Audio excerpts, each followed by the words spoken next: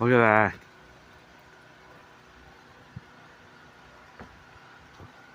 That's all ice, snow, rain, weighing down the trees.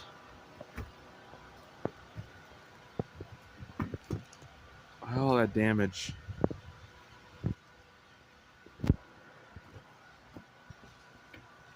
There's a big branch on the garage. One that almost hit the house.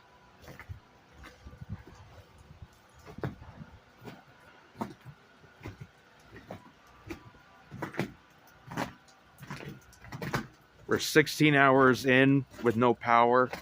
Also, a lot of lines down. And we don't know when this is going to stop or when it's going to end.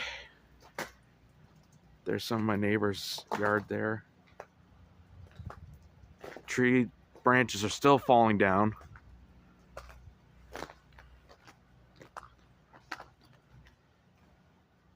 There's the front.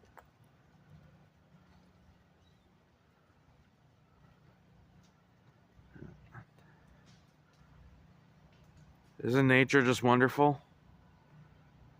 There's some down lines at the end there. And this is supposed to go on for another day and a half.